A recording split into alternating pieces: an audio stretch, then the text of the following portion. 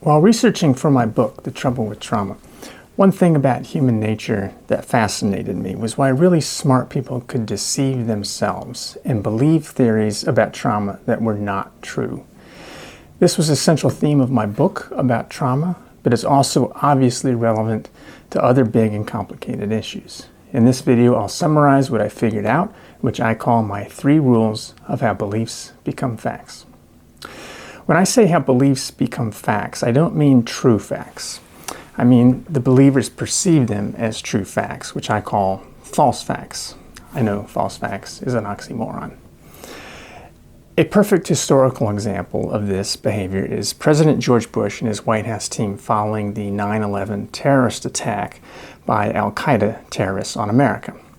Bush and his team wanted to invade Iraq because they already believed Iraq was a threat, but they had to convince America's leaders and citizens of one big idea, that Iraq possessed weapons of mass destruction to be used for terrorist activity. Rule number 1 of how beliefs becomes fact is called a set of small false facts. It's easier to convince people of the possible truth of each of the small facts, and then this has a cumulative effect to believe eventually in the big idea. In 2002, the Bush administration orchestrated a methodical presentation of a set of small false facts, some of which you'll hear in a minute.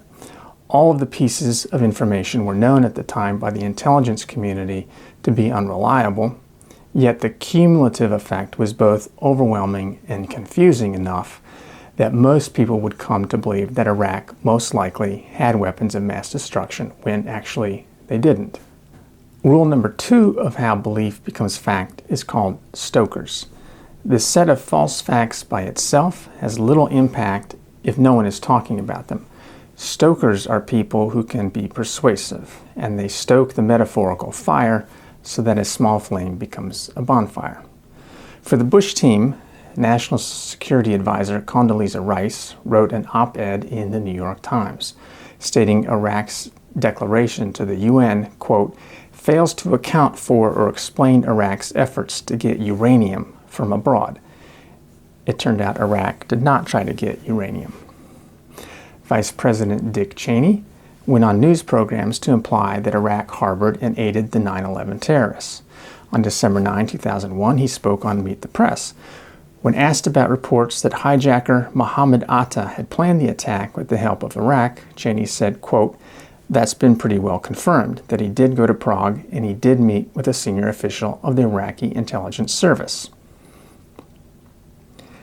Cheney also stoked the false fact that Iraq was building weapons of mass destruction. This clip is from Meet the Press in 2002. Going on, but we do know with absolute certainty that he is using his procurement system to acquire the equipment he needs in order to enrich uranium to build a nuclear weapon. He does not. Defense Secretary Donald Rumsfeld stated that there were clear links that al-Qaeda members were operating within Iraq. And then it says, we have solid evidence of the presence in Iraq of al-Qaeda members. And that was one of the statements, and that's what I read. Now, conclusions.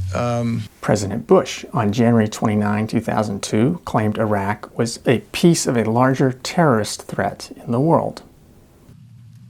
States like these and their terrorist allies constitute an axis of evil, arming to threaten the peace of the world by seeking weapons of mass destruction. And the highly respected Secretary of State Colin Powell delivered the whole package to a speech to the United Nations. My colleagues, every statement I make today is backed up by sources, solid sources. These are not assertions. What we're giving you are facts and conclusions based on solid intelligence, on evasion methods, interrogation resistance techniques, and how to mislead inspectors. Ladies and gentlemen, these are not assertions. These are facts corroborated by many sources, some of them sources of the intelligence services of other countries. Of course, we all learned afterwards conclusively that these were all assertions that were not true facts. I think it's important to add that I do not believe these individuals were acting maliciously. I think they just got turned sideways by their own minds. Rule number 3 of how belief becomes fact is called the power of the clan. Ultimately, the public must be open to believing the false beliefs as facts. The power of the Klan explains why humans are soft targets, why they are so willing to believe things that they don't ever really understand. The Klan is a reference to our ancient ancestors. For thousands and thousands of years, perhaps millions of years, our ancestors lived in small hunter-gatherer clans of approximately 10 to 40 individuals.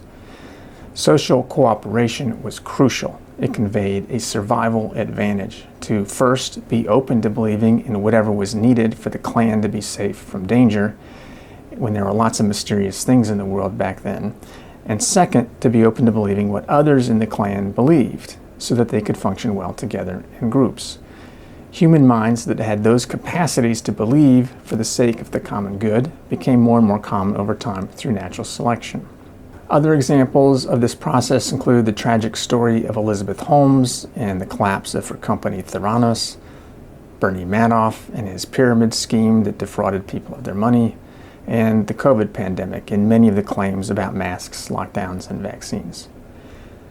So that's a very short version of my 3 rules. Much greater detail is in my book, where I explain these rules in operation for 3 great myths currently believed by experts in the trauma field: toxic stress, complex PTSD, and mother blaming. That's all for this video. As usual, comments are always welcome. If you found this interesting, please hit the thumbs up and consider subscribing to the channel.